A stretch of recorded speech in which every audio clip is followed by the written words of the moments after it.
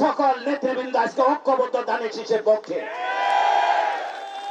স্বতন্ত্র প্রার্থী যদি আরো 10টাও হয় আমাদের কোনো ভয় নাই। বাংলাদেশে এই মুহূর্তে সবচেয়ে বড় দল, জনপ্রিয় দল হইতেছে বাংলাদেশ জাতীয়তাবাদী দল বিএনপি। আল্লাহ রহমান, আল্লাহ ছাড়া পৃথিবীর কোন শক্তি নাই এইবার বিএনপি কে দাবাইয়ে রাখতে পারবে। আমি আপনাদেরকে অনুরোধ করতে চাই, শেরপুর জেলা 3টি আসন, 3টি আসনে ইনশাল্লাহ ধানের শীষ আসবে, বিপুল ভোটে জয়ী হবে, এতে কোনো সন্দেহ নাই। কারণ আমাদের দলের মালিক জনাব তারেক রহমানের সুদৃষ্টি আছে। আপনারা জেনে খুশি হবেন, ইতিমধ্যে উনি আসার পরে আমার মেয়ে ডাক্তার শামসুলা জেবরিন প্রিয়াঙ্কা সশরীরে তার সাথে দেখা করছে। 1 সপ্তাহ পরেই উনি আমাকে ডেকে নিয়ে আমার সাথে দেখা করছেন, কথা বলছেন, শেরপুরবাসীকে আশ্বস্ত করছেন শেরপুরের মাটি ও মানুষের কোনো ভয় নাই, ধানের শীষের এবার ইনশাল্লাহ জয় হবেই হবেই হবে। আমাদের তরুণের প্রথম ভোট এবার ধানের শীষের পক্ষে হোক। ডাক্তার আগামী মাসের 12 তারিখে শেরপুর সদরে সারা বাংলাদেশে অনুষ্ঠিত হতে যাচ্ছে। আমার ভুলের কারণে ধানের শীষের জানে একটা ভোট ক্ষতি না হয়, সেই প্রতিজ্ঞা, সেই ওয়াদা আপনাদের কাছে করে যাইতে হবে।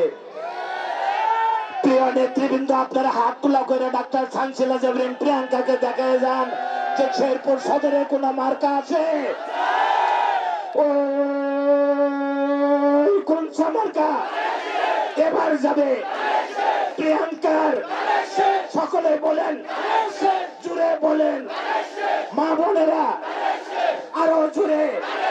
চর অঞ্চলে তারুণদের প্রথম ভোট ধানের শীষের পক্ষে হোক। কাজেই আমি আমার বক্তব্য দীর্ঘায়িত না করে আমি কিন্তু আপনাদের কাছে ক্ষমা চাইছি। আমার এই 17 বছরের রাজনীতিতে আমি কি করছি, যদি অন্যায় করে থাকি ক্ষমা করে দিবেন, আর যদি ভালো কাজ করে থাকে তাহলে তো এমনি ভোট দিবেন। আর যদি খারাপ কাজ করে থাকে, যারা কষ্ট পেয়েছেন আমার মাধ্যমে, আমার আচার আচরণের মাধ্যমে, আমি আমার পিছনে, আমার সামনে, আমার সারিতে, ডানে বামে সামনে যারা আছেন নাই, সকলের কাছে একটা আমার এই সালামটা পৌঁছে দিবেন।